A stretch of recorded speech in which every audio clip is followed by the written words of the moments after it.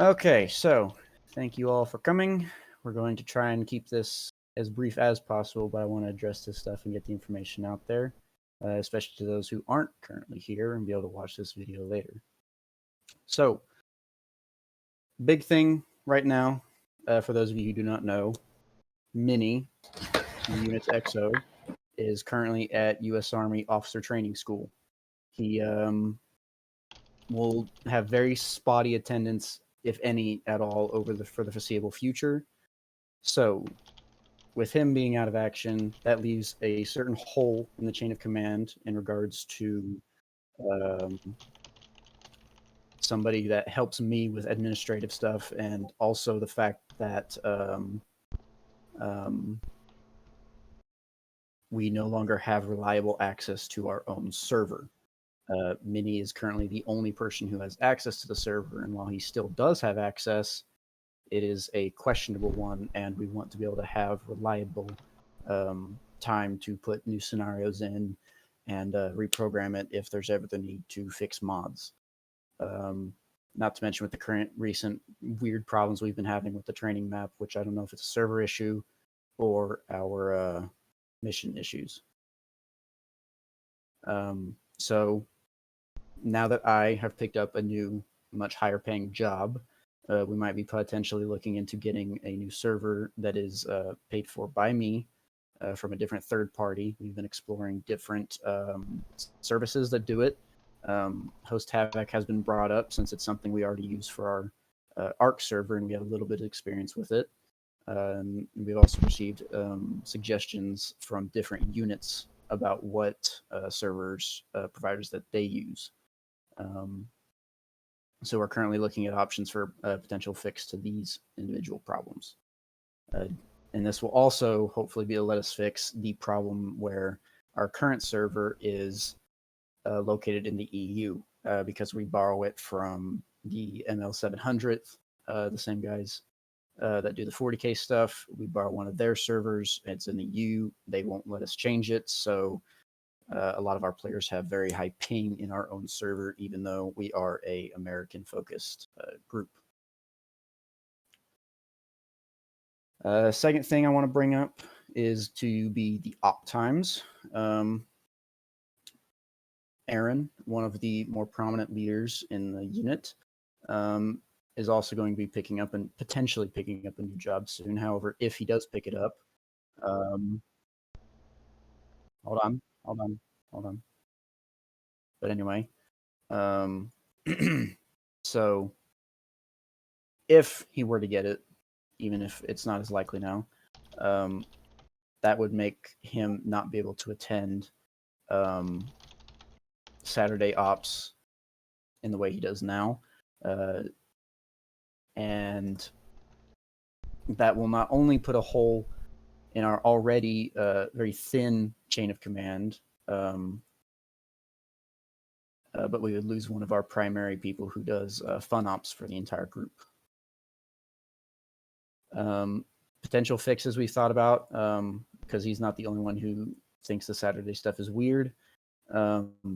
We thought about even moving our main op days to Sunday, changing it, since a lot of people seem to also have stuff that they do on Saturdays. However, the other options are to simply move the op times later in the day to just later on Saturdays, or even potentially making it so that we have main events, not necessarily ops, but events on both Saturday and Sunday so that people can attend big unit operations, events, whatever, even if they might not be able to attend both, as well as the fact that there are some people who just want to be able to do more with the unit overall. So that's a few things that we're currently looking at regarding op times and are considering changes on. Next thing, membership. I can't stress this enough. We still are getting extremely low player turnouts. We've gotten a lot of new people in the past few weeks, but we're still seeing, for the most part, at most about 10 people per main operation. and even then, it's not always the same people. We do have a certain group of people who do make consistent appearances, and I do appreciate that. However, it needs to be noted that a lot of our player base currently does not appear, or has appeared after they joined, and then shortly after doesn't ever attend, doesn't interact in the chat, doesn't say anything about why they stopped. This is a pretty big problem, considering that we're trying to start enacting more solid leadership roles as well as teams. And while leadership is slowly starting to solidify apart from our current holes, we still don't have any kind of dedicated teams because we don't have enough consistent players who show up. Further out from that problem is that we can't open new teams or any kind of other detachments because we don't have any new people who play enough to be considered for leadership. We don't have anybody who's appeared enough, made as much of an impact as anybody else, who can actually express interest in leadership. This leads to the problem that we are just in a perpetual loop of we can't utilize our new roster, but we also can't fix it because we just don't have people. Extending off of that, in regards to our recruitment, people is great. Bring any friends that you think might be interested. However, make sure you inform them and are honest about what this unit is. Some people recently came in and were thinking this was more of a hardcore kind of thing and that we were going to be super serious the whole time. When they found out that that was not the case, they just left. And while it wasn't a huge hit in terms of the fact that they were still new, it still does bring up the point that we need to make sure people are knowing what they're getting into.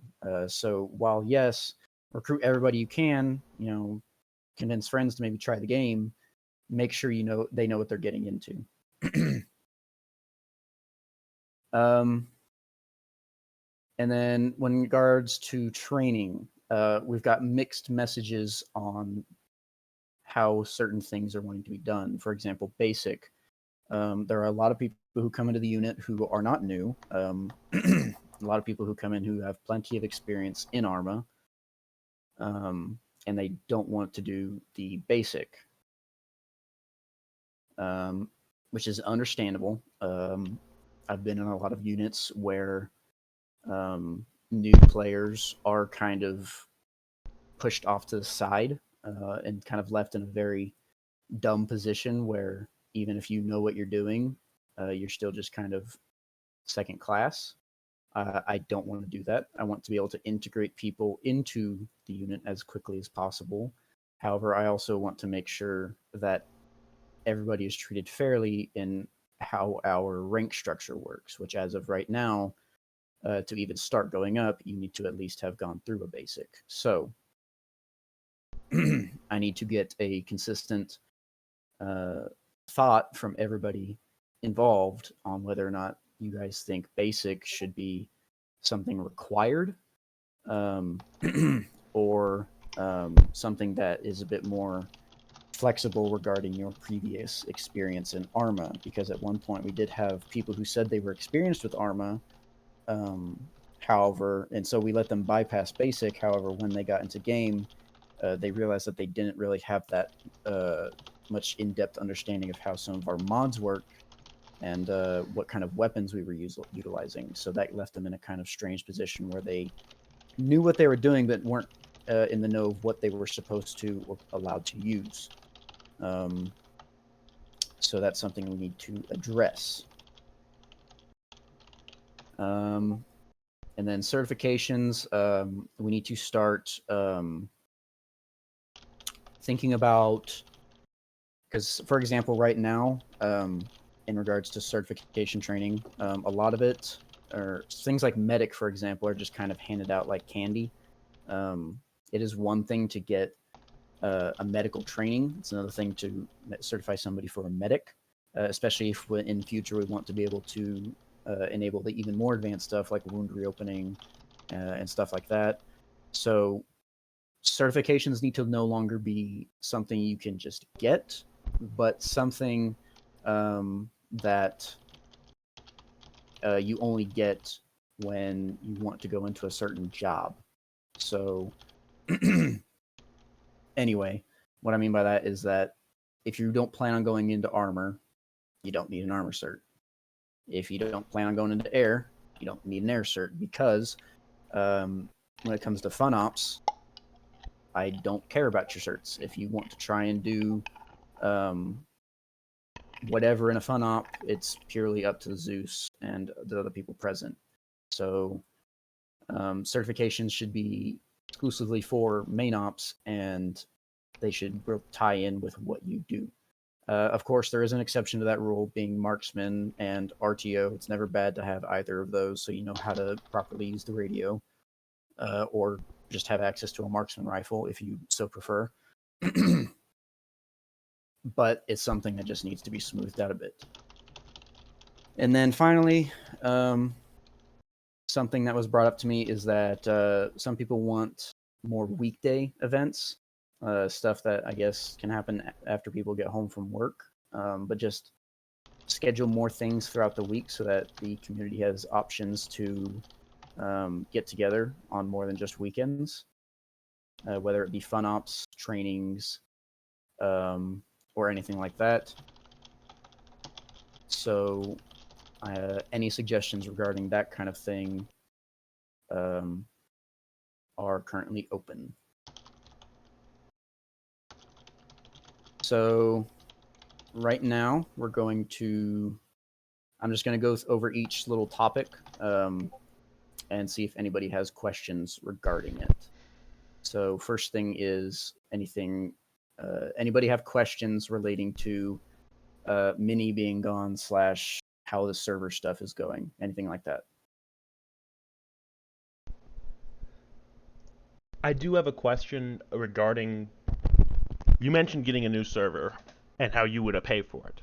I Yes. trust that you are going to avoid the mistake Mini has made and make it so there are people with preferably different time zones or different times availability capable of accessing and modifying the server. Yes, there would be there would be secondary admins who can access the server to perform maintenance, restarts, add things, whatever, just so that we can not have to rely on one person to completely administrate our server. You mentioned secondary admins. Would they be actually admins or just people who have the know-how and the access to modify the server? What do you mean by? Do you mean admin as an in-game? Admin as an in-server on Discord, whatever? Or are they just people who do the maintenance work? Do they have any real power, or are they just people who do the maintenance work? In regards to the server, as in our physical Arma server, the admins would be people who are trusted to go in and just do maintenance, see if there's anything that needs to be changed, add mission files for other people themselves, whatever. It's not going to necessarily be that only people who are like staff essentially in the unit. It can be people who have just proven themselves trustworthy and are able to access the server. All right. Thank you. Anything else regarding mini / server? Okay. Next, anybody with questions pertaining to moving op times or days? All right. I'm going to take this first because I think Aaron might have said his thing. If not, he's been unmuted this entire time. I've said my stuff in mute chat already. If you've read that, have you? No, I've been reading my notes. All right. I physically cannot make a later Saturday time. Neither could Chris, Minnie. Out of anyone else in here, I'm not sure. I mean, Pig probably, which on its own doesn't seem like a lot, but you're alienating me, who Zeus is a lot, alienating many former XO, and one of our medics. Other than that, the suggestion of having 2 different times where we did ops is great. Having either 2 main ops or a main op and a secondary op would be great. I suggested having 2 main ops, one on the current time on Saturday and one on a time decided by the community on Sunday, with the ideal being one of them is just free from whatever's happening in the unit. If there's a campaign going on, the other one would be a break away from that, so the campaign doesn't entirely determine what the unit's doing right now. Or having Sunday be a secondary op slot where they're free from must be Cerberus company restrictions, for example, allowing for a more unique experience. Okay. Do you? Does anybody? Yeah, I see what you're talking about. Does anybody else have thoughts, opinions, things that they think about on this? Everybody's free to speak right now. I want anybody who has input to speak their mind. Um, about what you want to do with the certs. That's I personally do not think it is a good idea, simply for the fact, and you stated this problem. We don't have a consistent player base to do such a thing like that, and so I don't think it'd be a good idea to enact anything like that in the near future. I don't think that was what we were asking about. Oh, sorry, did I talk about the I wrong topic? I think he was asking if anyone We're still on op had a times. comment on my op planning suggestion. Sorry, you said speak your mind. All right. Well, as we move through these topics, that is not just. Yeah. Who left actually? That was Kali. Okay. Plague, you unmuted. Do you have something? I actually was about to say the same thing as optical, Okay. so I'll wait until that's actually the topic. Okay. I just want to point out that although I may not be muted in Discord, I am muting my microphone. Ah. Okay. Oh, the other thing. You mentioned this. You wanted more weekday stuff. I hope that's somehow in this category of stuff. Because we're talking It about. was. We can go ahead and talk about it. That was added on by Minnie.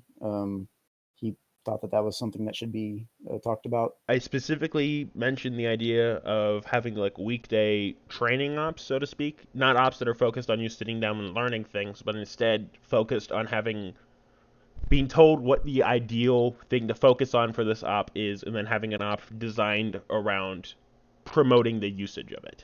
Be it some form of tactic or just some thing the unit that someone in the command structure decides is necessary.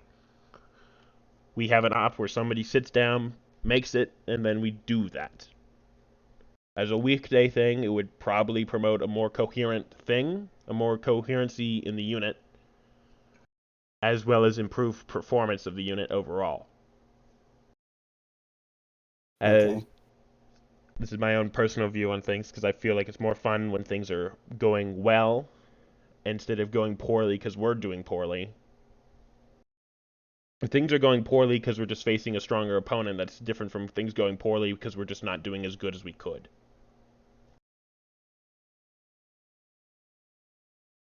Anyways, that would be one type of weekday thing. I feel like it would be kind of awkward to have consistent. I mean, if we have a consistent weekday op, that would be interesting. But having I feel like it would just. I don't know what the words I'm looking for here. Give me a second, please. Anybody else have something that they feel like needing to be added on in terms of like us shifting op times or other ways that we can let people attend more easily?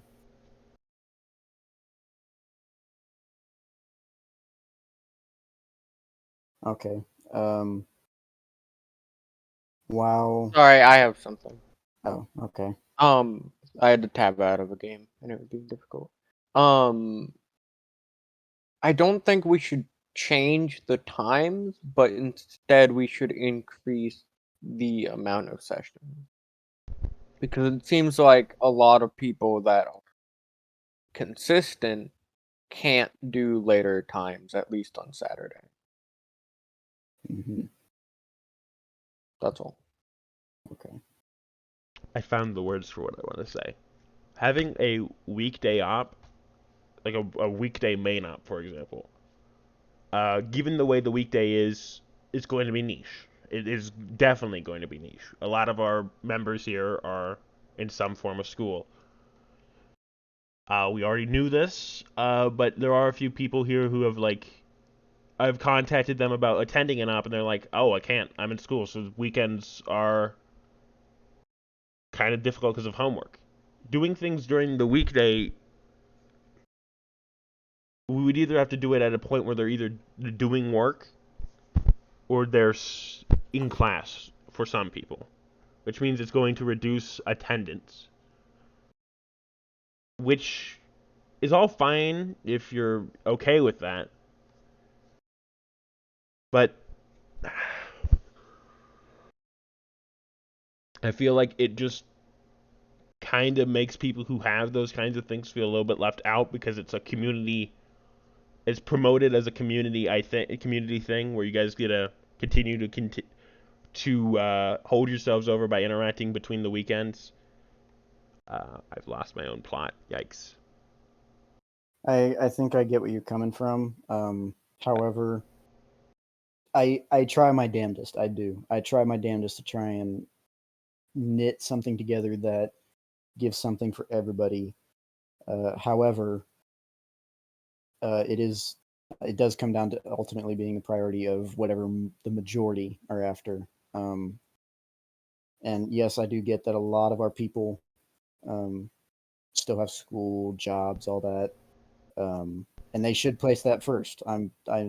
That's pretty simple. Is that I'm not going to tell anybody to try and make it, regardless of their own real life obligations. That's retarded, and anybody who does that doesn't deserve to run a unit. But if we put something and not everybody can attend because of their obligations, I mean, well, if somebody else still wants to do it, or at least a majority of people still want to do it, then we still gotta. It's still something that can happen. So, as far as weekday stuff, I mean, it wouldn't. I don't think doing weekday stuff in the middle of the day like we do main ops would be what happens. It would probably be something that we could schedule as after school things later in the evening. The only thing to that is just that our European contingents probably wouldn't be able to join.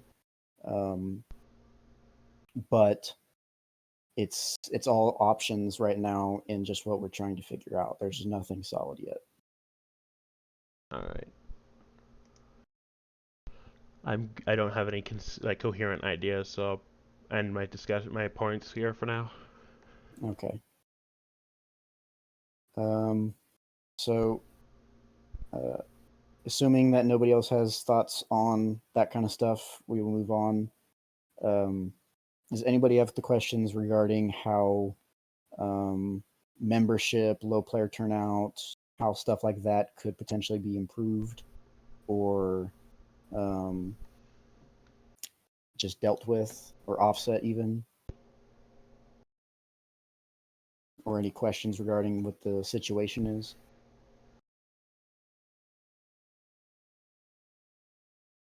All right.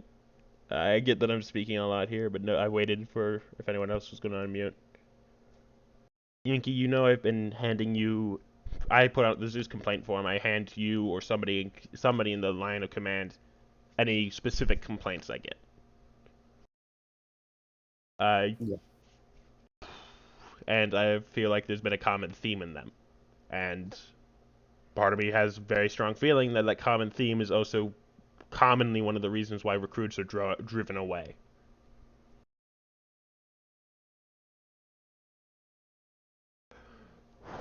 Beyond that, I think it would just help. We've already discussed this, I feel, having other forms of advertisement. Right now we have Discord and my YouTube channel, which I don't even post the Cerberus link in half the time because I forget. And there are other forms of advertisement. The Arma Reddit, the Arma Discord. Just other than that, I mean, like you could try Twitter, you could try Facebook, you could try all these other social medias. but the big ones are still there, and I don't think we've tapped into them yet. Am I wrong on that? No, and that is something that we are going to remedy soon. We're going to try and come up with a couple of things that could help attract people. I'm thinking about different ways we can do that. I'm going to be writing up some kind of pre-made announcements that we can repeatedly paste into those other sources. So you don't have to type it out every single time. You can just grab it, copy it, and then move it over there. As well as potentially some other more unique advertising methods. Like I was talking to Pig about making like a cinematic or something in Arma. Sounds cheesy, but you'd be surprised how well it could work. But there are tons of recruiting stuff that's currently being considered. Yeah. Definitely, if I ever actually get the willpower to edit my videos, I know how powerful like even YouTube videos are.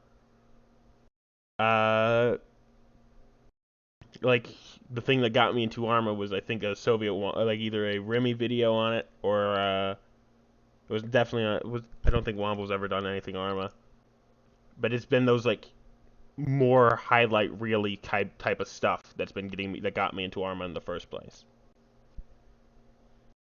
Yeah. So yeah, those were my main two things: the consistent complaints regarding parts in the units, and well, the lack of advertising everywhere seems to be the main recruitment problems. Other than that, I would state that it would probably be beneficial. Kali, if you want to know the exact complaints, I can go back to the Zeus form after this and hand you them. But, anyways, one of the other problems is just, I would say this is probably just me overthinking things, but I feel our Discord's a little bit like bare bones, kind of baby's first Discord almost. Our TeamSpeak looks very coherent. It might have a little bit too many channels in my own opinion, but at least gives the idea that we have ambitions and we know what we're looking for.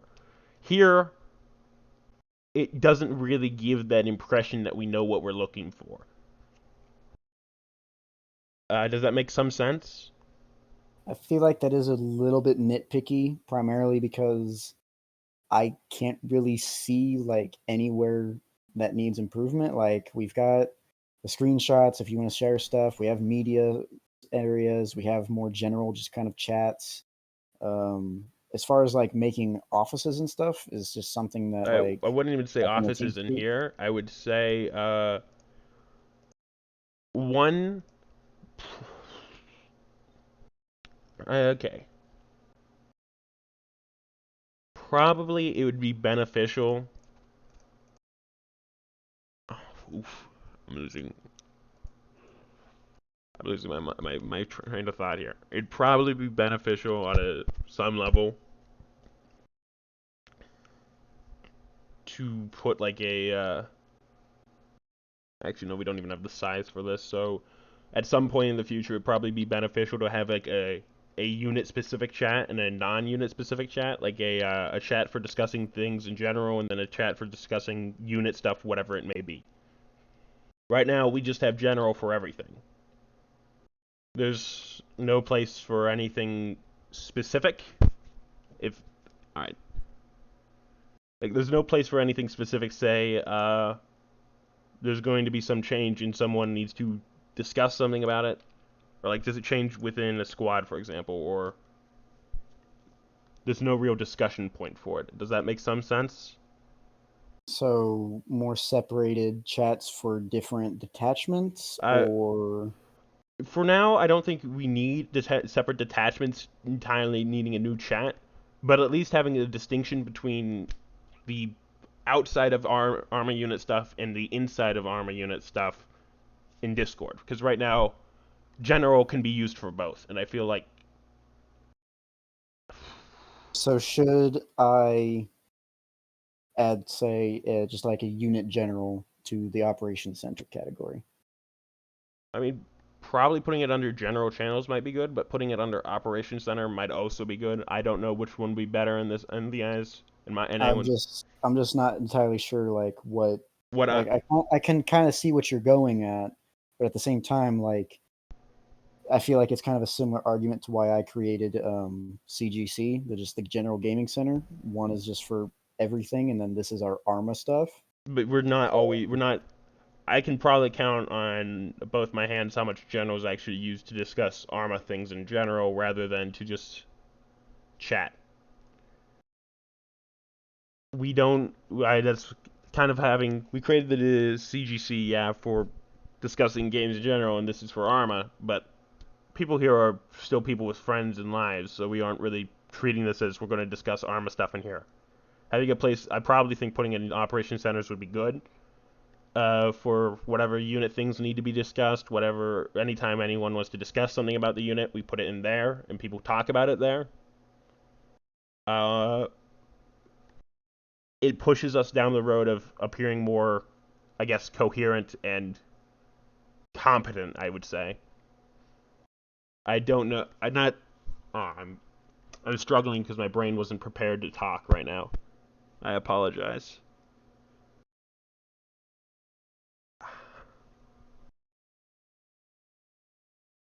I want to use the term professionalism, even though that's probably not the correct term, because Cerberus isn't really the peak edge of hardcore milsim, hardcore real sim. It's semi-serious fun. But even having something that appears professional in that context would probably be useful. Does that make some sense? Kind of.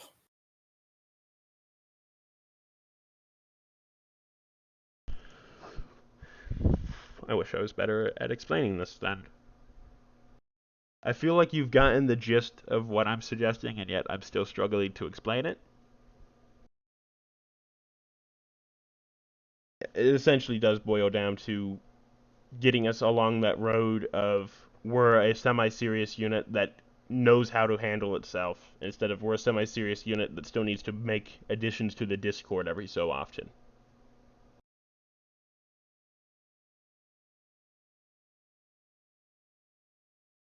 I This is my own niche thing. This is probably just me overthinking things at this point, but that's possibly one way to appear or to put ourselves in a better light is to actually have the Discord be maintained a little better, I guess. Okay. All right. Other than that, now I'm going to hand Kali the things he asked for. So that's going to be me muting again. Okay. Open the floor now to everything, I guess, for anybody. So, any questions for me in regards to the unit, whatever, anything at all? Everybody is now able to ask whatever. So,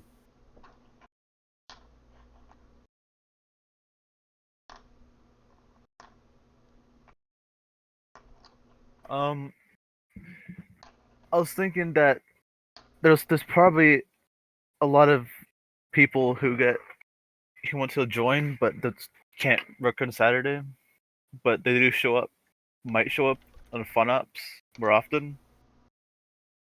So I think if you want more consistent players, we should have more fun ops. And I know we don't have that many Zeuses. I feel like most people don't know how to Zeus or don't feel confident in it. So I think if we want more ops going on or change anything like that, we should get more people to Zeus or learn how to Zeus. You get what I'm saying? mm-hmm. That's what I'm thinking. Okay. That's all I have.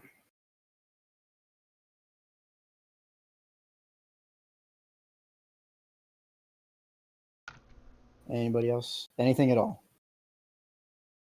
This is time to voice your thoughts, whatever. about I'll put out what I was gonna say because I think I missed the window because I'm sorry the city's flooding and Wi-Fi is bad. On the thing about certs, I agree. Like we don't need everybody to have every cert, which is why I've kind of been going under like a system of okay, I'll train this many people because more people have joined. Though the caveat is we don't have enough people to necessarily always cover all the jobs. So it might be a good idea to have some kind of some people who are sorted in enough they can fill in other jobs in case the people who would normally do the job is missing. Can you like provide an example on what specific job? Say like armor. We have a guy who is trained just in armor. He does all the armor stuff. He can't show up for an op, but we need armor, so somebody else covers it because they've been trained while not necessarily being exclusively in the armor detachment. Okay. I struggle to say that for air because air is kind of one of those things you need a little bit more practice for. So that might be a special case. But like if we're down a medic and somebody who might not be a consistent medic but still has the perm, they can cover for anybody who's missing. Okay. Noted.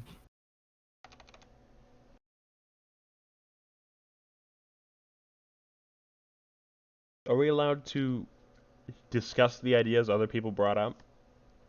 Right now, floor is open to All right. everybody. I'm going to partially agree with Plague because this is very useful in some circumstances, but I feel there are some things that shouldn't be touched regardless of unit membership. This is my own thing. I don't know how many. I know this came up a little bit recently. I care a lot about the Orbat. Many. I'll be down in a bit. Yo, can you bring my food up, please? Thanks. Apologies. Thank you. Thank you for serving me there. Apologies. It's dinner time, so I'm eating my food up here while discussing this. I care a lot about the Orbat because one, Midi drilled into my head that I had to follow it if I ever made a base mission file, and I disliked that. I entirely disliked it because I didn't want to build an entire intelligence detachment. My complaints regarding that were probably heard by basically everyone at one point or another because I ranted about it a lot. But if we have an Orbat and we're slotting people into it, it should be followed. If somebody in armor doesn't show up, if they get a slot promised to them and then they don't show up, that's tough. That's the point where people up on the top need to start making decisions if these people who aren't making enough regular attendance need to be removed or not. If they can't show up for one time, that's different. But either way, people who are slotted into armor should be the only ones in armor, for example, or the only people slotted in the air should be the only ones in air. Meanwhile, I wasn't speaking about the orb. I'm sorry for interrupting, but I want to clarify before you kind of go on and talking, and then I have to circle back. So I wasn't talking about the Orbat. And I'm fine with following the Orbat. I'm fine with doing a stricter on that. But I mean, like, if we have an op that is designed to have somebody in armor or somebody doing a specific job and nobody is available who is kind of like the regular for that job, we can have somebody fill in. The best example I can use is how I kind of fill in for jobs sometimes because I can do them, though I may not be certed. So, like, there are certain, and yes, I understand that it's, excuse the language, tough shit if you are missing somebody who was in the slotting. But the same would go for like we still need that slot to be filled for certain ops, and it would be a better idea to have kind of a backup. I don't know the right term, but it's like a secondary actor in a theater. You just have somebody who can step in if need be. The Orbat isn't broken. It's just like, okay, this person didn't show up, but we need them, so somebody's going to step up and fill in. I feel I get what you mean. Under the current way the Orbat's set up, I don't know if it's possible, but I feel like it would be ideal. I don't know how many people would actually sign themselves up to be second priority armor, for example, or first priority. Like, for example, I know there's a few people interested in armor, and if they stick with infantry but they need armor, I don't know how happy some squad leaders would be. I definitely would not be happy if people are just taken underneath me, especially if I have plans for an op. But I get what you're saying, and some people are speaking in mute chat, but you're probably talking about an understudy or something like that, or a.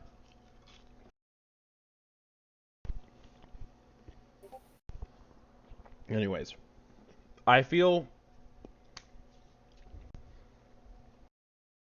like, yes, there should be definitely replacements in the idea that we can just swap people around if need be, especially when it comes to certs that aren't slotted, like marksman or medic. There should not be 7 marksmen in a squad. There shouldn't be 7 medics in a squad. But there can be 7 people sorted as a medic or a marksman, given the fact that it's just a useful skill to have. So if somebody who's the regular medic doesn't show up, somebody else who's sorted as a medic could take that position, or somebody who wants to be marksman can just run as marksman for a squad for that op. And to some degree, I think marksman shouldn't be a sorted role. But I'm not sure. That's my own opinion.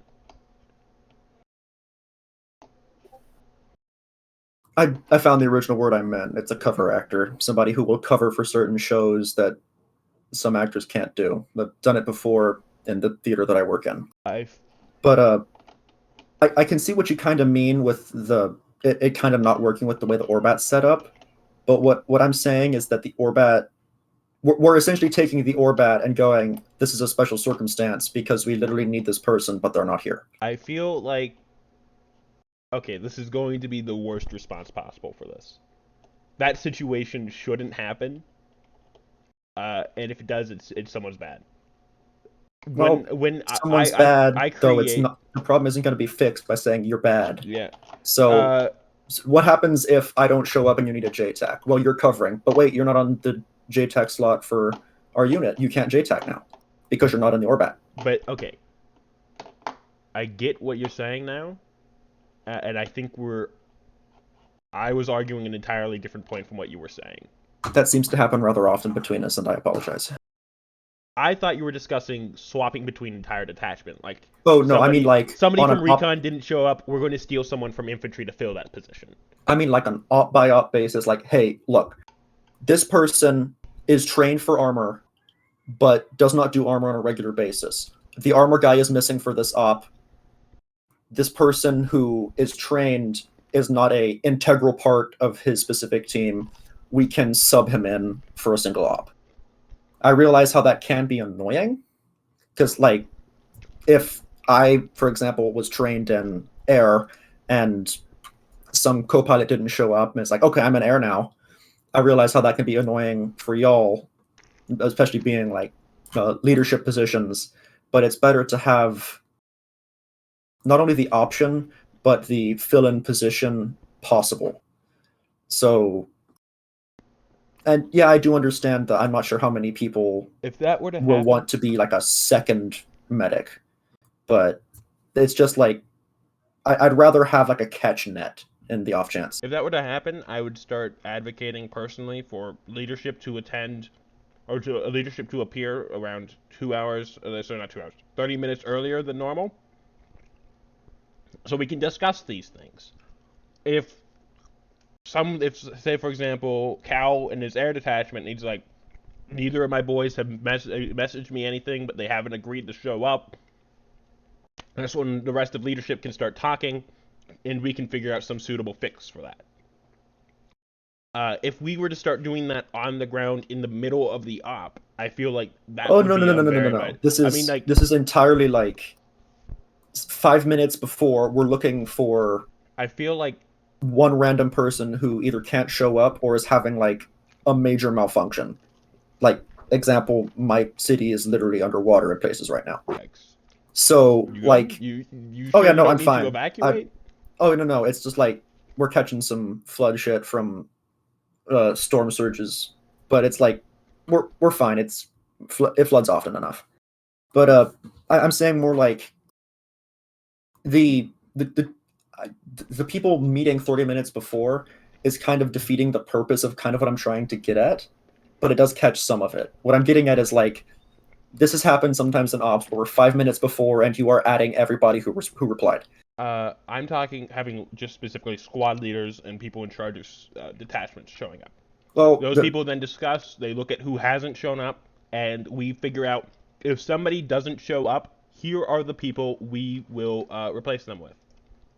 Then why not just do that once and say like, okay, this is a swing person. They are extendable into a different position. So like, say potato gets sorted in air, and somebody in air doesn't show up. Potato isn't absolutely necessary to the functioning of recon. Well, potato can sub in for air under the assumption that it is a completely impermanent situation. The reason why And we don't I realize do that how once, terrible that example is. No, I get what you're saying, and the reason why we don't just decide, I would say shouldn't just decide that once and go with that, is the same reason we're having to do this in the first place. Attendance problems. If we have one guaranteed fallback, if that person doesn't fall back, it doesn't come to an op, we're screwed. So I would say having a few people who are slotted, and then squad leaders deciding which one of the ones who have promised to attend will be switching over.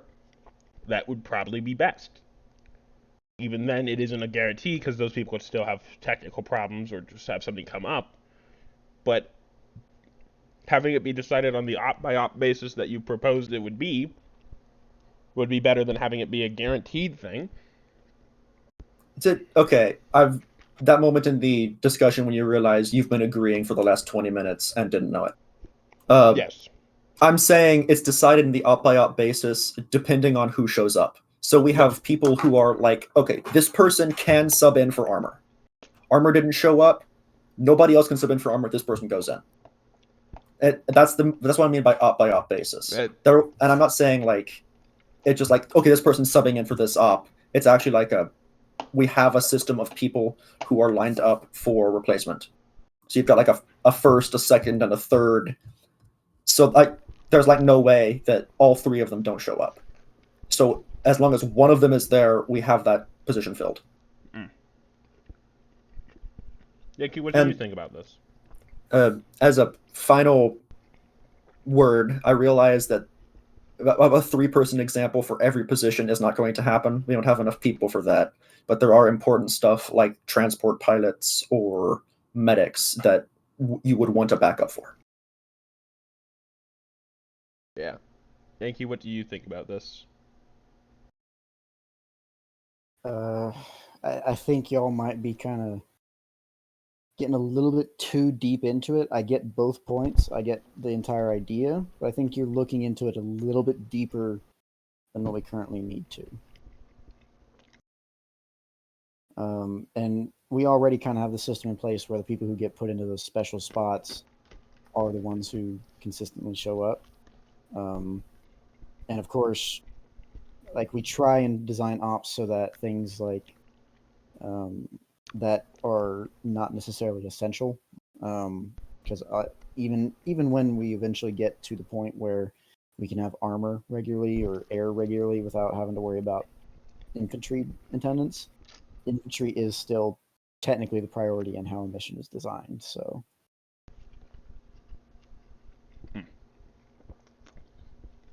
worst case scenario in a lot of it, AI is surprisingly good at doing a lot of the things that many of the unit pieces do. I can have the AI act as your transport pilot, as your cast pilot. I can have it acting as your armor support. The one thing it does not do well is infantry for some reason.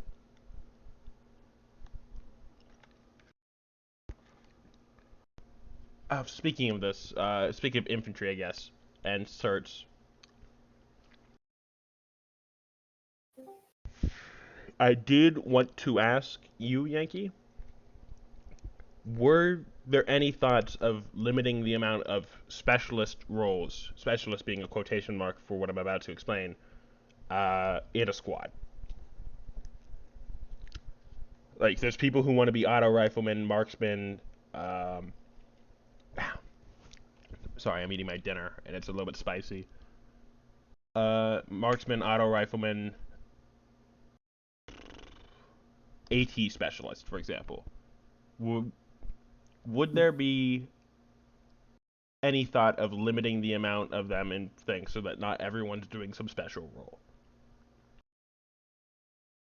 I'm going to say no, mainly because for things like that, I want to allow team leaders and squad leaders to kind of design. I'm their not squad talking about creating position. slotting systems. I'm just talking about creating a hard limit. Like, there can't be more than 3 AT specialists for any op, for example. Or there can't be more than one marksman. So in that case, yes, that could be something that is looked at. Mostly just so that we don't have an entire thing of, um, you know, marksmen, like an entire squad of marksmen running around. But at the same time, though, that would partly fall under the responsibility of the squad lead / team lead to make sure that they don't have that. I would hope that anybody we have for in an NCO slot would know that they shouldn't have an entire team of AT specialists or an entire team of marksmen. But yeah, that is a I feel like having it codified would better help NCOs just know, all right, this is a bit too ridiculous. Because on some levels, I've looked at 3 AT specialists and said that's good for an op. But sometimes it's a bit ridiculous needing 3 AT specialists in one squad. Our squads are only 10 people. We don't need... I've just realized it's 3/10 because there's no easy divisible number. We don't need 3/10, 30% of the squad being dedicated to shooting tanks, for example. Yeah. And I feel... But sometimes, given the op, I felt like 30% of the squad should be dedicated to shooting tanks. So having it be codified so that some numbers are constantly the same would probably make a lot of things better in some sense, and also just help people to not always have to give us some reason why not, and instead just saying, yeah, the rules are this way. Because sometimes the hardest thing is telling some people, no, you can't do this right now. I think you kind of contradicted yourself there.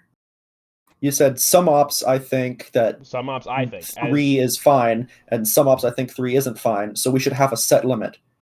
I think it is already covered or should be covered by leadership. And if somebody says, well, why can't I?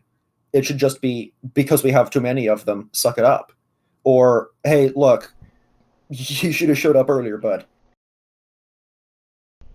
It shouldn't need to be like, we can only have this many people, solid, set in stone, specifically because it's one of those fluid op by op basis when I type of said thing. I felt like it was that, it was specifically my own feeling. It was not actually specifically the truth. And O'Reilly, I'm not specifically referencing that op. That op was my bad as a Zeus to throw 5 T-34s at you. No. That's just a general thing I've noticed. Don't worry about that. Don't bring it up in this one. It's not. But the reason why I said I felt is because it wasn't really objectively correct. It was just my own personal feelings, and I feel, again, this is me using the word I feel. This is all my opinion. I feel having leadership's restrictions on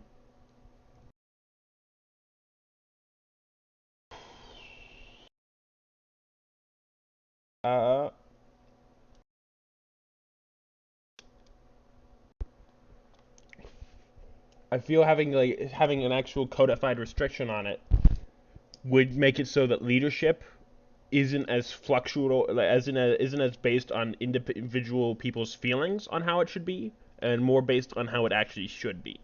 If also, it would probably help to actually know how much this is. This is me all speaking from what I know.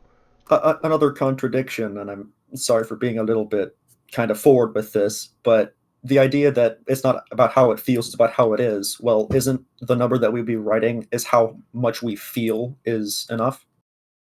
So in the end, it should just be okay. So one squad has 4 AT guys. The other squad leader says, "Hey, chill." Like in the end, it's always going to be based off of feel. How much do we think we're going to be having to shoot armor? So while I do agree bringing an excessive amount of AT isn't it should not be something that we can just do. I don't think it's as much a problem of we don't have a number set in stone as much as there's just not any people calling anybody out.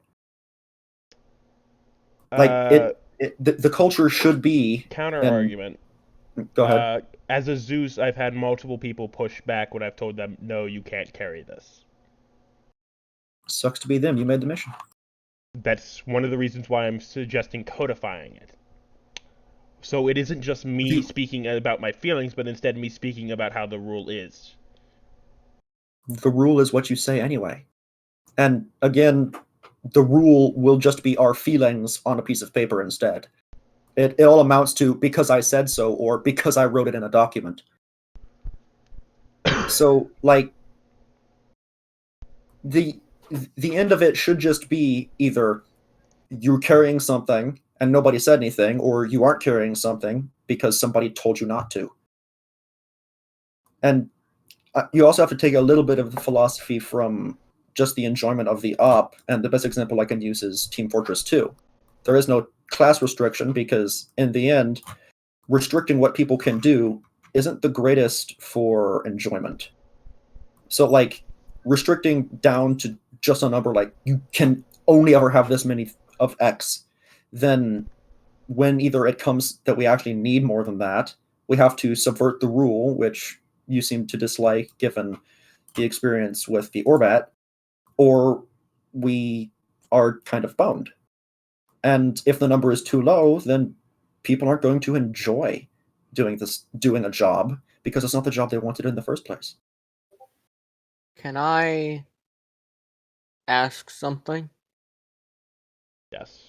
If loadout should be dependent on team leads and squad leads, why as a Zeus do you have to say we can't do that? The main reason is because I've made the mission. Right, and then you throw 10 tanks at them in one mission. I threw a grand At total two of separate occasions, threw you a sent grand them to- 5 tanks. I threw 5 T-34s. That doesn't change what I'm saying. You sent two separate occasions. They needed a lot of AT, Or they had and they didn't have a lot of AT.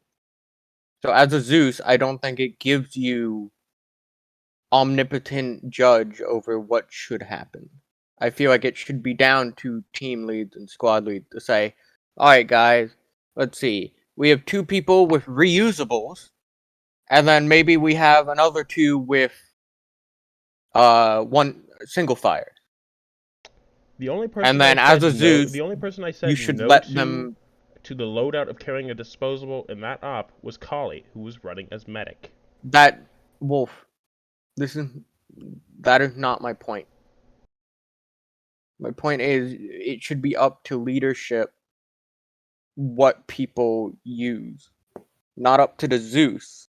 If we don't equip ourselves because we choose different things for our own squads, that should be on us. Or if we're over prepared for something, great. That's a good thing. The caveat there is, well, then it's theoretically a good thing to have everybody carrying max loaded packs full of 200 pounds worth of rocket launchers.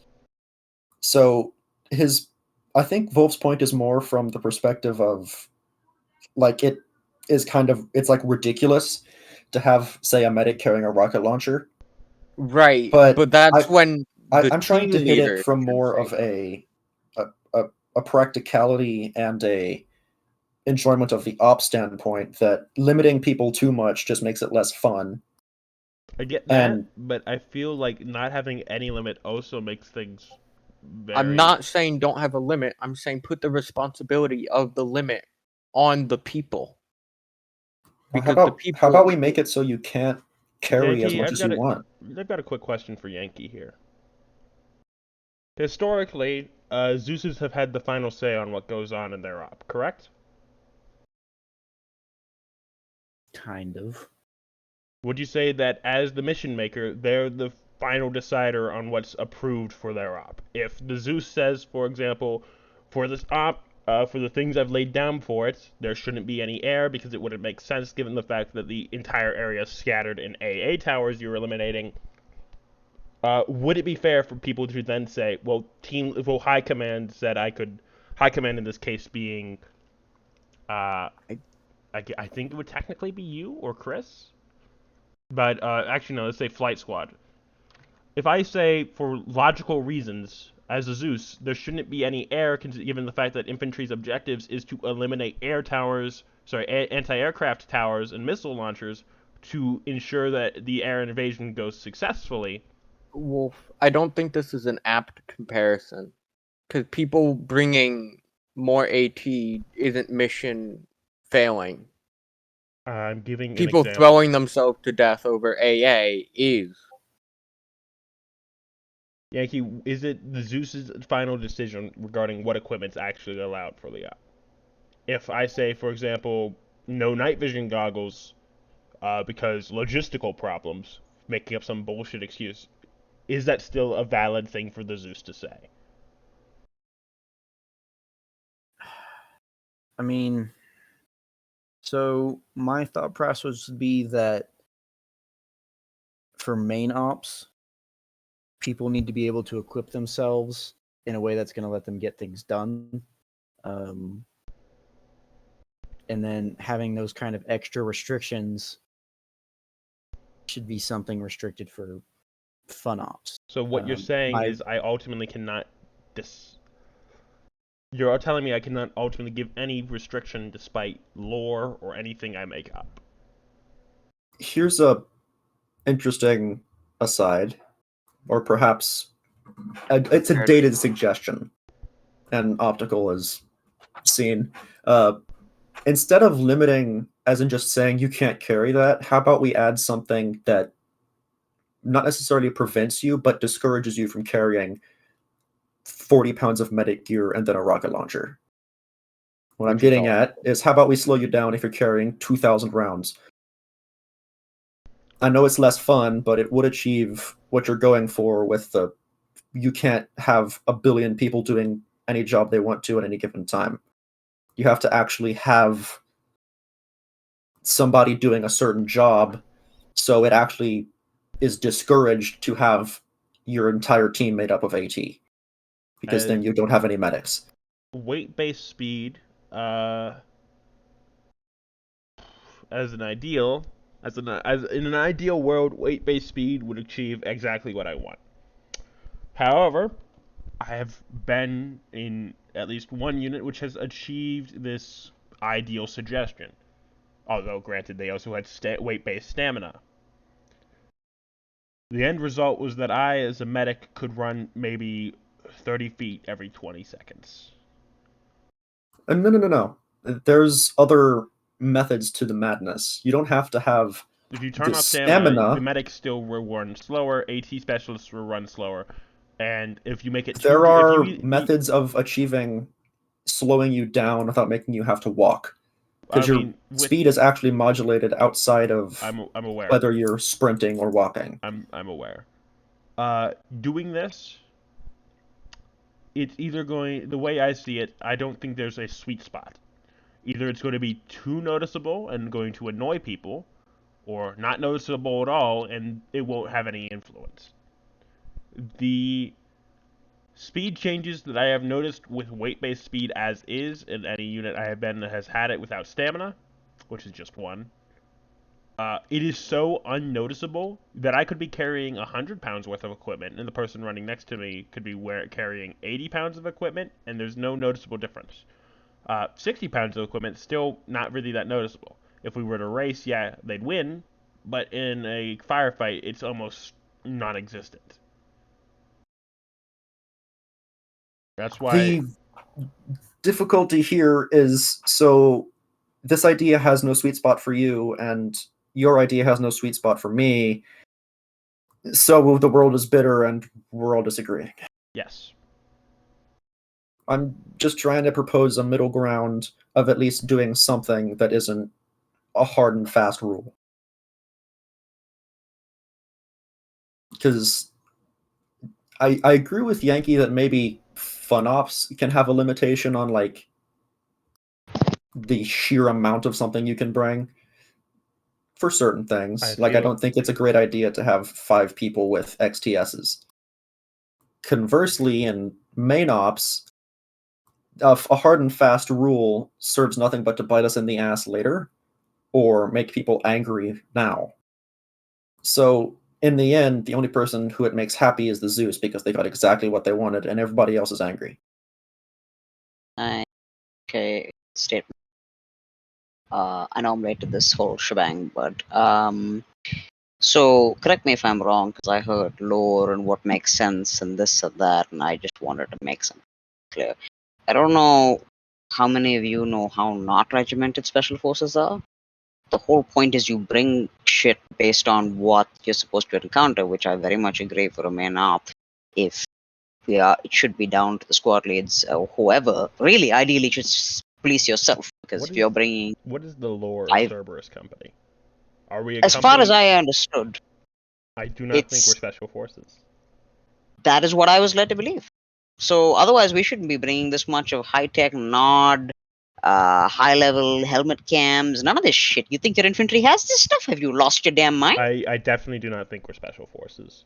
To bring it back on, to bring this Then why are we back a on singular track, company? Potato, but let's bring this back on track. We don't need to discuss lore in a meeting about the functionality. Lore can be No, I decided mean by we were. people with paper. I mentioned So, lore. hold on. I feel like it is interconnected, but you know what? What do I know? It's So 3 o'clock here's in the the morning thing. for me. I'll shut the fuck reason up. we are a company is simply because that is the closest equivalent to our size. And regarding technology that we use, our lore, as Wolf put it, and not being so. Keep in mind, our unit is technically based in the 2035 setting, the base setting of Arma 3. I know that we tend to stray from that a lot because people just want to do a mission, not really care about the lore. But we are a future setting, but we're also trying to play in a way that makes people comfortable. If we try and have people go and do low light environments with no night vision, or aka something Minnie has thrown at us. Whatever. The point being is that yes, we're real life, real infantry don't get nods all the time. Trust me, I know. But at the same time, I want people to have fun.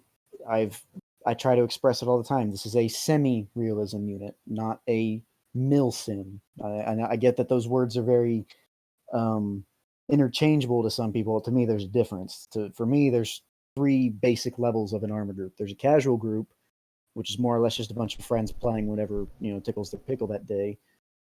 There's a semi-realism unit, which, like us, has structure, has tactics, is competent in mission, but I don't make you guys do the stupid extra shit like call me sir or the NCO's sergeant, or like we have to wait for confirmation from above to get permission to fire on something. Things like that are just more tedious than what it's worth for a video game. And then there's the mil sims that do exactly what I just discussed. So yes, we do use a lot of high tech stuff. However, you can also put that up to the simple fact that this is 2035. You could say we have a bigger budget. Remember, we're also technically a multinational NATO company. It could be argued that yes, we're not special forces, but we are funded by more than just one entity. So do with that what you will. I still argue, based off this, that it should be more than fair to say that due to logistical problems or whatever, because we are a multinational company with, so far, so many different forms of equipment, that it would be fair to state that at least every so often, I feel like it would be fair to state that every so often there would be some form of uniform restriction, be it for this one, like if I gave, for example, there won't be any form of armed vehicle.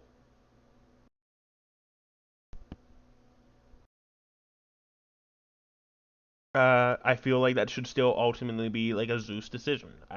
Equipment should ultimately be up to the Zeus to place down, and up to the Zeus to say, no, I don't. This op wasn't designed for night vision in mind. Which, before you say no, that's bullshit. That's exactly what Mini has thrown at us at least twice.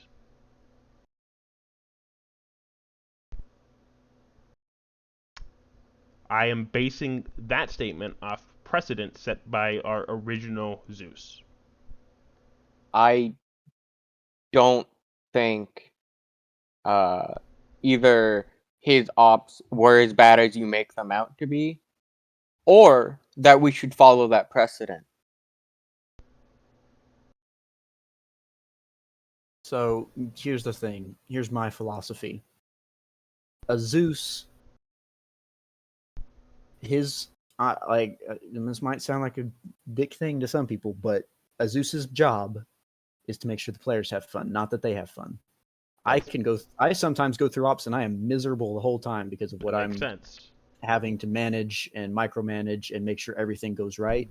Getting at the end of the shot op- because I'm having to listen to other people is definitely not fun.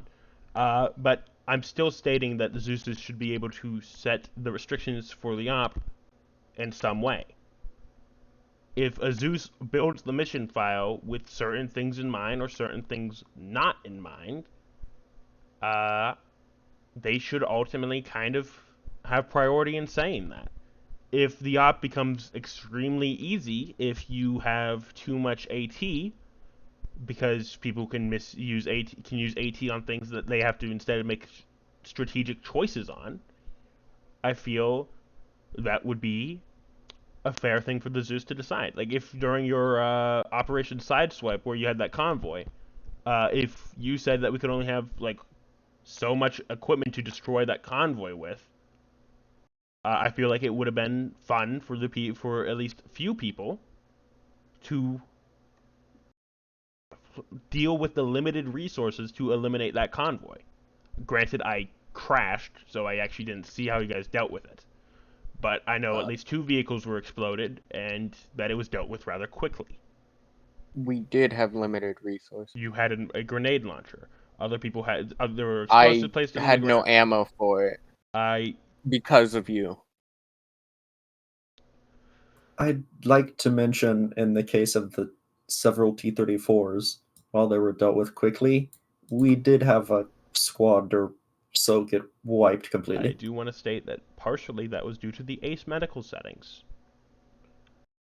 Players were dying I would very also quickly. like to counter with easy does not mean unenjoyable. And the ace medical settings don't matter when you have one AT guy. He gets insta-gibbed by a tank, and well, now you get to lay in a field and wait for it to run over you. May I propose? You're all taking something? everything I've stated and then shitting on me with it at the same time. What I'm Well, We stating, don't are blame me personally. providing counter. your You're counter proposing arguments are taking my things and then throwing them into context that I don't No, mean. I'm not. I'm saying Can I propose? easy does not mean not fun. May I bring something up? Yes, Go ahead, Riley. Riley. How about we just let sleeping dogs lie for now, and if it becomes a problem, we will late address this in maybe a The further issue is meeting it later. entirely determines how I make my missions. If I'm being told now that I cannot make uniform or equipment restrictions based off how I feel the op would make sense, I've made entire lores of ops within a couple days, a couple minutes before. If people just decide, if I'm told now I can't make special restrictions based off whatever lore I make up, then it entirely changes how I do things.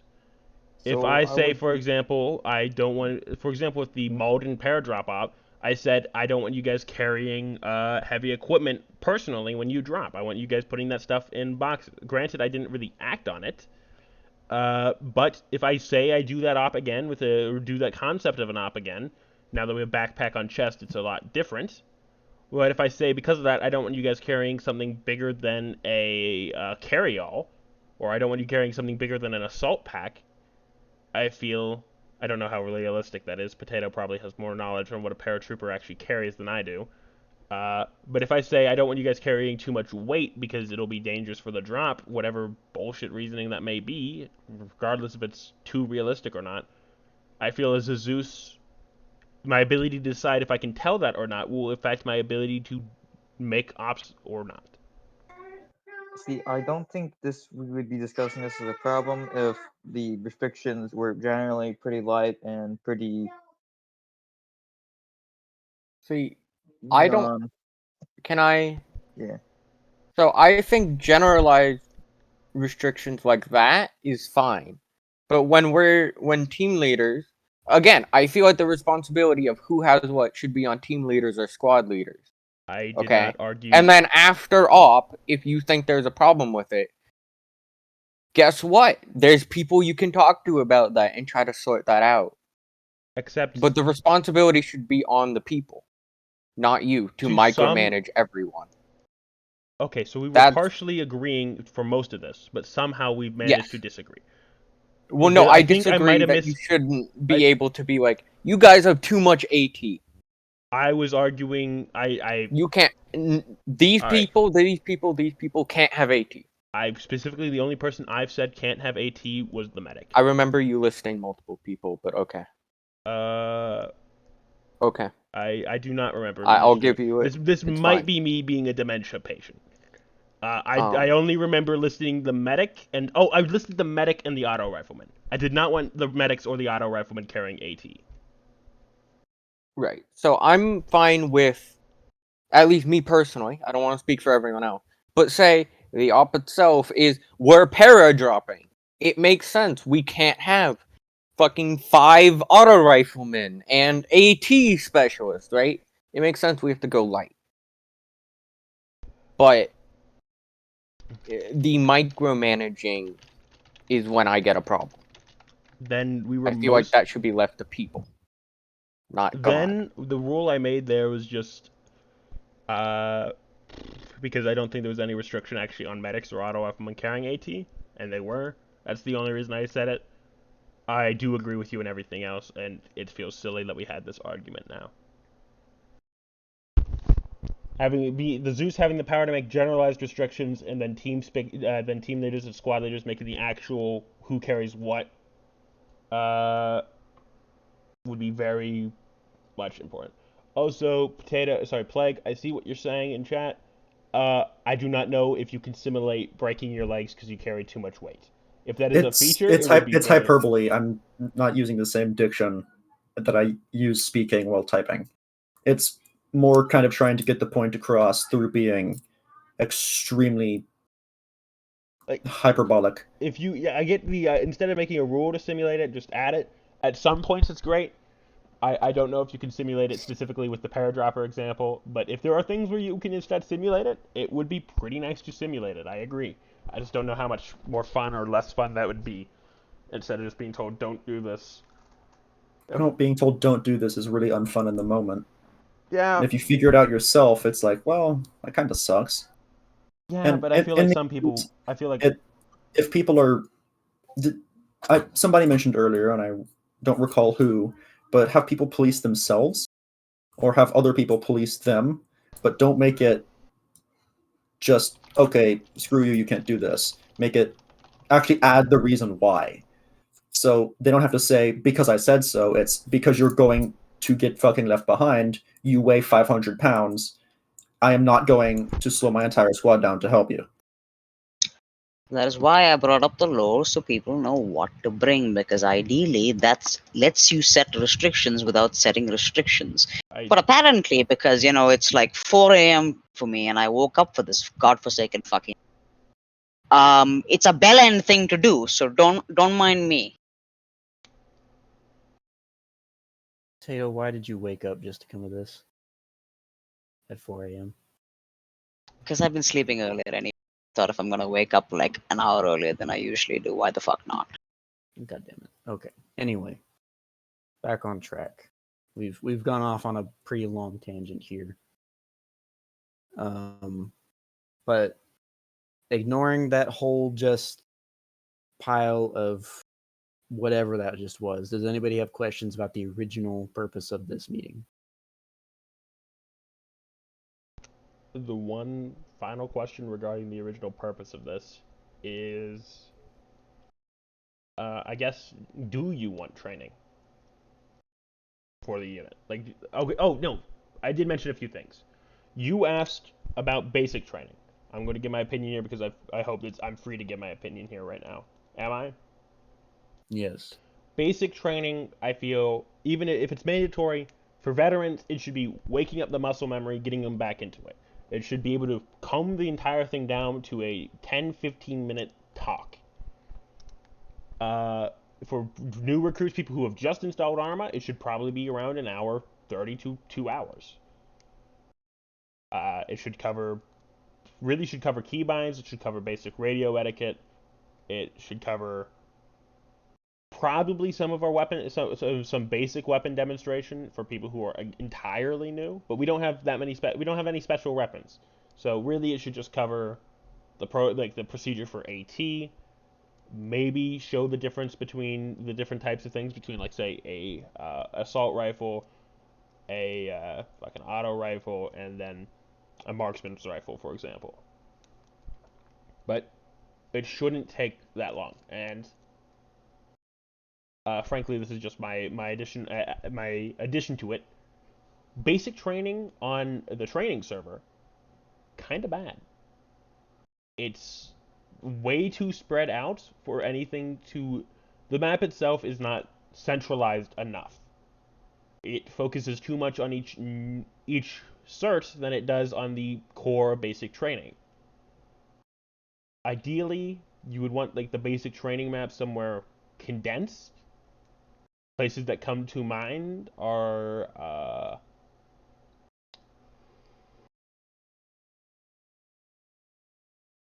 the airfield island on Malden, for example. Other places that come to mind with our new addition of stuff would probably be Porto or any of those small islands, and then just building something quick there. Building something for enhanced movement. Shut up, Cal. We're not doing Cabal. Like, for example, having everything condensed and then covering exactly what's needed in basic training. Because basic training, you don't need to know how to drive a tank, or you don't need to know how to fly a helicopter. What you need to know is how to bound, how to clear a room, how to speak on the radio, how to call out targets,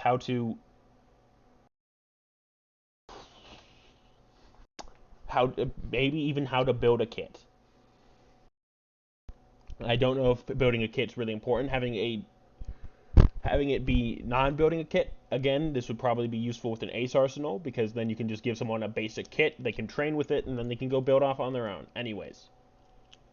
How to identify targets, how to call them out, how to address a map, probably giving grid references on the map would be useful for infantry. How to use the GPS, compass, maybe even mine detector. I don't know how reliable those are because they never seem to work for me. Basically teaching the basics of Arma, and that's really an overgeneralized statement, because we also should teach room clearing, bounding. I'm wondering if I'm forgetting anything.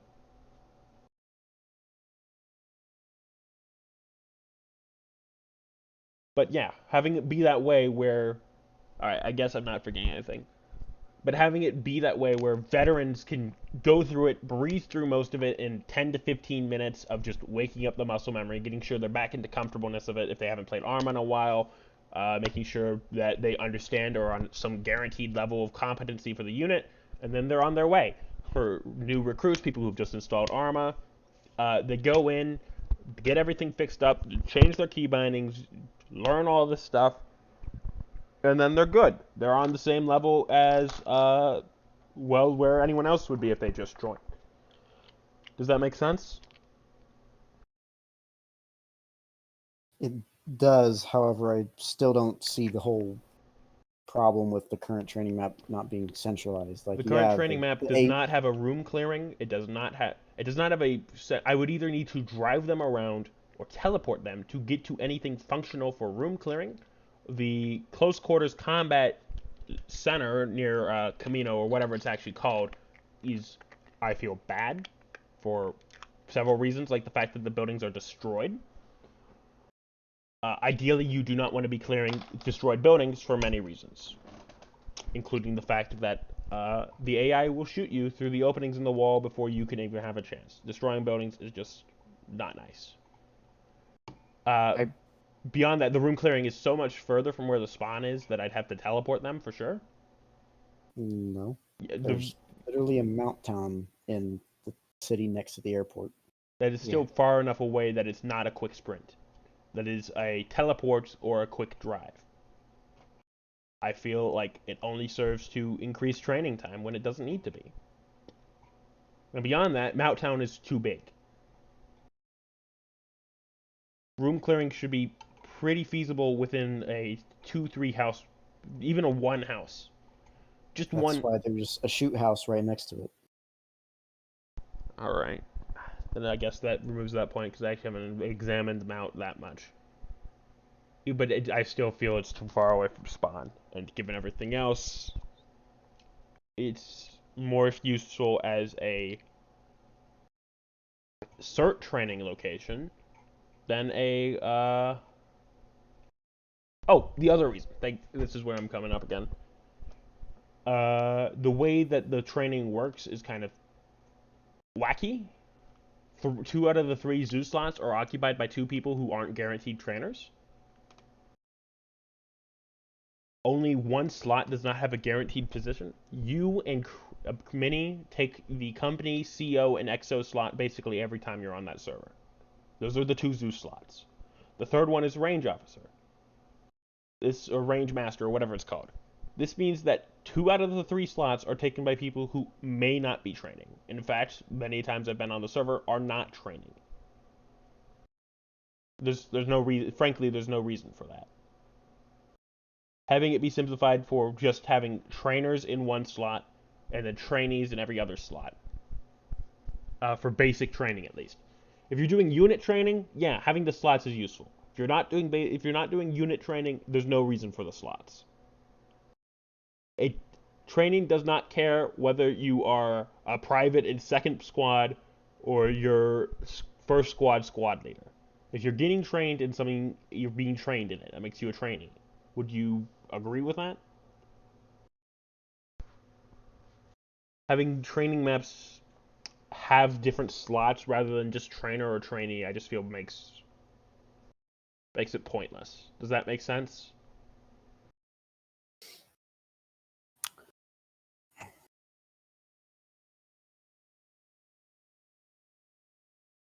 Kind of, but I think you and I have very different philosophies on how things like this work. I'm feeling like training should be training. There's no need for 7 different positions to load into. If I'm doing a basic medical training, I want to be able to say just load into a trainee slot and I'll give you the training. If, for example, you're hosting a basic training, it's going to be a lot easier just to tell the trainees to load into a trainee slot than tell them load into any slot, just not these.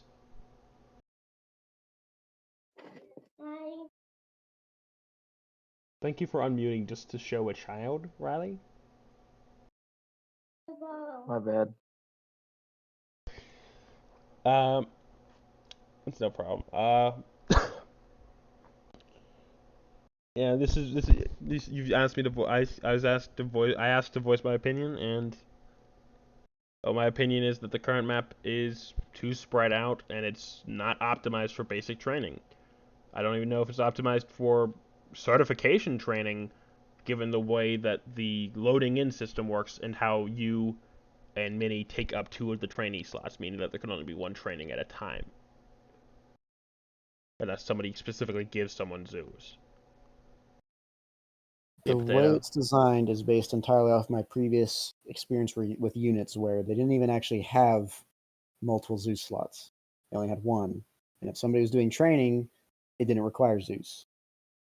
Everything's already set up in order to just allow somebody to get in, take their slot, take whoever's needed with them, and go do it instead of having to have to individually set something up every single time. Except the problem is trainings have these things come up. For whatever reason, if I'm doing a medical training and I have someone being a live fire demonstration for the purposes of being a test, I want to be able to Zeus heal them afterwards, because staring at a blank screen longer than necessary is not nice. Or being wounded is not nice. I'm going to just fix that. Other than that, the ability to spawn things in is very useful. When I gave Plague his scuffed JTAC training, I had to spawn in multiple targets. Yes, I could have gone down to the armor center, drove them out, but that would have been the same thing as setting them up.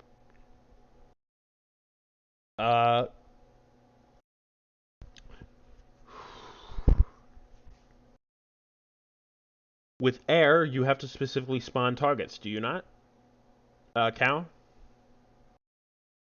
If you do, No. you just use the actual town When as I targets. practice on Kaz, we practice on building. You practice on the town, which is useful. Not the towns, the like buildings of like mount, I think. points on tops of hills and stuff. Yeah. I definitely think that the way I do rotary training, I could do it without Zeus. Problem is, anytime training is happening, there's other people on the server besides who I'm training. So I don't trust Kali or whoever to not shoot us down. Because every time I've done rotary training, someone has shot at us. And if we get shot down, I still need that helicopter. Every time I'm doing rotary training, I choose that helicopter on purpose. For whatever lesson I'm trying to teach the person at the time. So, I think if we don't want the Zeus, or we don't want trainers to have to be Zeus, then when people are training, it needs to be a respectful environment for what they're doing. Alternative idea, we have multiple servers. We have a specific training server, which you're only supposed to be on if you're training someone. We have the main ops server for main ops. And then, hell, we could actually take it exactly one further and add a fun ops server if you really wanted to add one. No. Question: why would we ever need to have another server if we're only going to do one of the things at a time? What if we aren't? What if I want to train recon in an op format while there's cert training going on? What if I want to use specifically one map and they want to use the training map? Because, spoiler alert, Stratus is not good for op-based training. It sounds like a scheduling issue, and It is not definitely a scheduling issue, but it's also just something that needs to come up. What if we have constant fun ops or more frequent fun ops, it screws with scheduling. So having a training server for specifically this would be useful. It continues to allow people to have fun things while other people are being trained. And yeah, Stratus really isn't good for a lot of training stuff. Its terrain is just rugged. Sorry, yeah, you go first. Actually, this is gonna be a long rant on my end. The thing is, though, I don't see that right now with how the unit currently is being a problem. How it currently is. Even though we're going to be changing some things, even with those changes proposed, I don't see it realistically being a scheduling of when people want to. What if I want to do a fun op and somebody's doing training right now? If that becomes a problem, I Can said we I deal with it after. Can I say something? Riley, we're not only discussing things to solve things for the current time. We're discussing things so they can be good from now and into the future. But it is uncertain if that will Having be a it problem. is But it won't be a certainly going to problem become if a we have a problem. solution. If I do think having multiple servers shouldn't be something we do right now, because we don't have. One, I don't want to put all the fucking burden on Yankee to pay for that. And two, we wouldn't use them. Even now, how often do we use servers? Twice a week? 3 times a week? The ideal in my mind, is to actually start doing trainings. Be it probably they're not going to be mandatory because nothing's mandatory yet. But starting to do trainings would at least. I'm not talking like certification, just training. Just doing a training based off what people see as a problem. For example, the constant complaints regarding coherency. Oh yeah, you never explained what the Oh yeah, I will explain them now. reoccurring complaints The were. reoccurring complaints can be simplified as follows. I know exactly who said one of these, but otherwise, terrible communication. We need training on troop organization.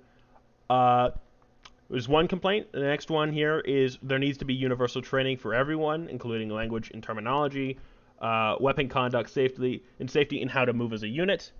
And then the most positive one out of this, I think, is it was good, just needs more communication or more communication and cooperation.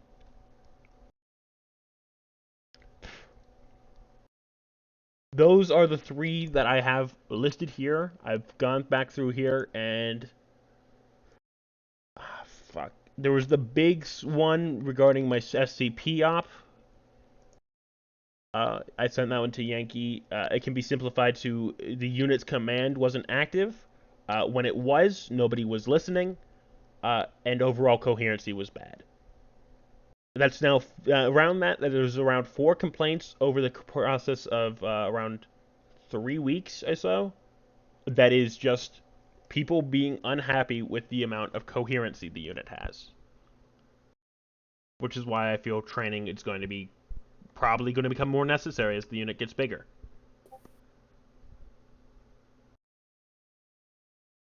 Yeah, one of them is definitely from the manual insert op. Speaking of which, radio usage needs to be trained a little bit better. Because exactly is a problem. I know one of these is Joy's complaint, but it's not really a complaint, it's just a comment. Aren't those supposed to be anonymous? They are, but I know exactly who wrote it, considering that he then got armor certs. The rest of the complaint is how he want the comments. Sorry, the rest of the comments about how he wants armor certs, and then boom, he got armor certs. Sorry, it's actually Cal. They weren't complaints. The comments. They're. But I'm only taking the complaint form of it. Can I mention something that I'm beginning to realize the longer we talk about this? Yes? We're arguing a lot of theoreticals that I feel like some people have noticed and some people could get value out of continuing with some changes and then addressing some other changes later. While yes, this is a meeting designed to prep us for the future, I think we're starting to reach into a future far enough away that it may take some more thought than just sitting here and debating about it. I second this. Probably. Well, that being said, I do with want that being training to said, start soon. I am going to say that we're going to go ahead and start wrapping up, primarily just because It's been an hour 40 minutes. Yeah, I honestly didn't think that this meeting would last this long. But I'm going to open the floor one more time, and anybody other than Wolf, just for a second, does anybody have anything they want to tell me? All right. I would like to ask from this question, I just want a simple yes or no. Are we strictly following the Orbat or roster or no? We want to. Like, I know you said yes or no, but it is really just we want to be able to use it strictly. So Riley, Are you going to unserver mute Collie? no. I didn't know if he is back from driving or not. Can I respond to Riley real quick? So the reason it's hard to say yes or no to that is because depending on what ops call for, air might not exist. So everyone in air would go into infantry. That's just how it is. So when there are right, and so the same thing for recon. Let me rephrase the question then. Are we going to be trying to strictly follow the Orbat from now on? Yes. Yes. That's why I tried immediately, like asking if you wanted to be a squad leader, Riley. But I mean, obviously, I mean, I haven't seen you around that much, so I don't mind if I am or not.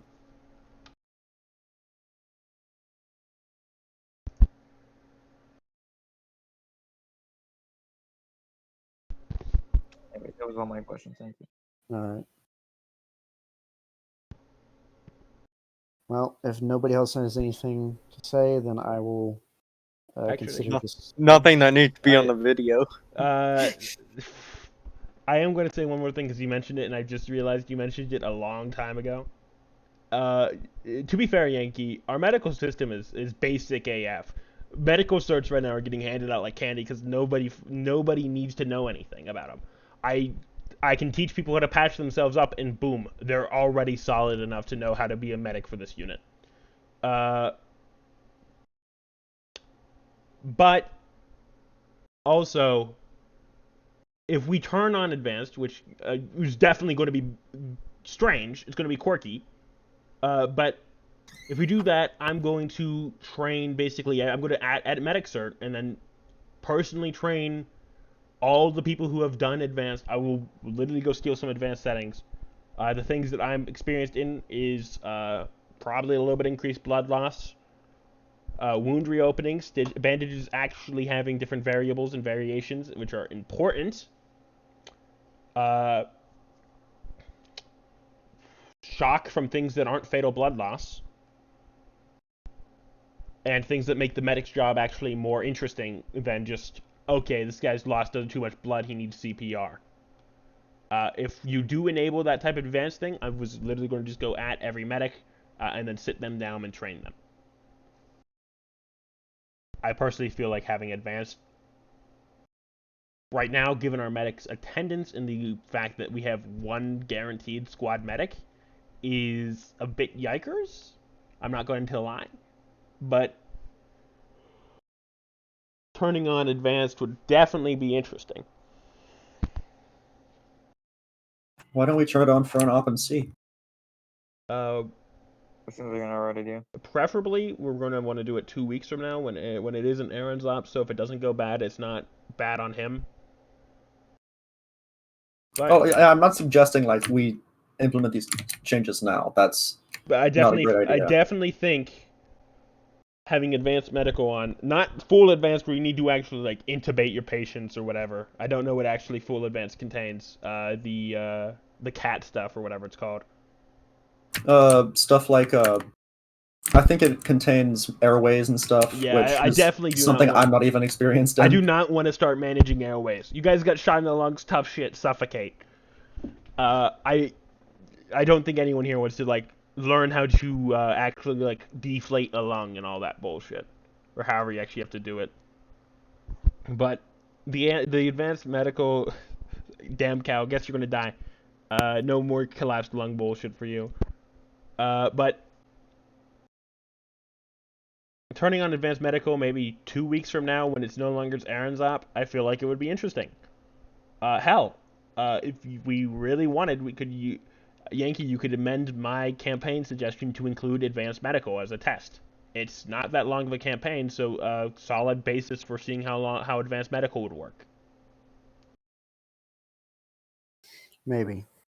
The only reason it's not been turned on thus far is just because of the simple fact that, well, it's a pain in the ass to deal with sometimes. It is a pain in the ass when we don't have and medics. with our very small numbers, that can quickly turn from one guy just having to spend more time on him being down to the medics literally not being able to keep up with the amount of injuries being. I feel like that would also be a good time, because I saw this became a point of contention, and why I stopped being a medic was medical requests to like hold back so we could actually treat people was ignored in exchange for fulfilling the objective.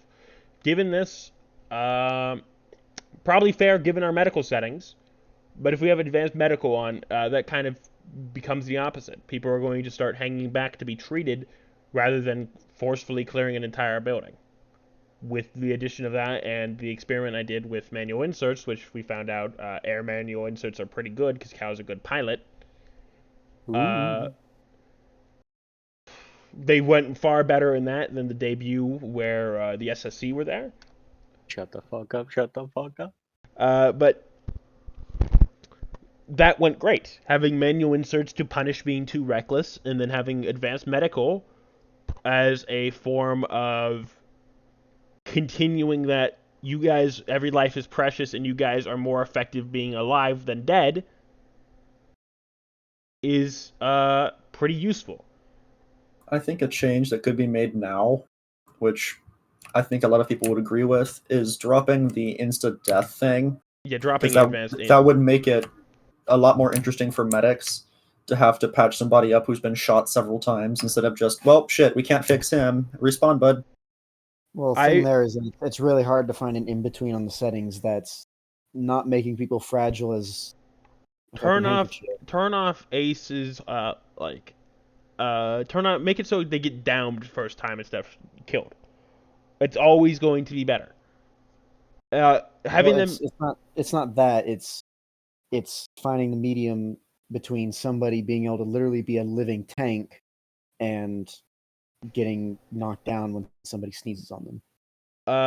that's a bit a problem. But what I think Plague was specifically mentioning there was the insta death rather than the insta down. We still have insta death turned on, which is why we've removed survivable crashes because it just doesn't work with them. For the record, I'll speak for what I was trying to say is the amount we're getting shot before we stop functioning is fine. It's the fact that we are no longer medicable after, and that there's a mindset that you can just look at somebody, see a red chest, and go, oh, well, I'm not going to med him. Too much time. Yeah, people just die immediately sometimes, and that's the annoying thing. I feel like two things would make it interesting here. One, turn off death messages. This is just my own personal opinion. I feel like it would be very interesting to not know if someone's died or not. Maybe a bit annoying on a communication level, but it would force people to communicate better, or else they immediately find that they have a ghost squad. And then turn off insta-death.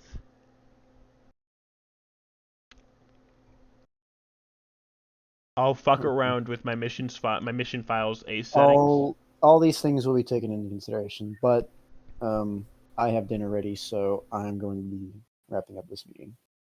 All right, that was a solid hour 50.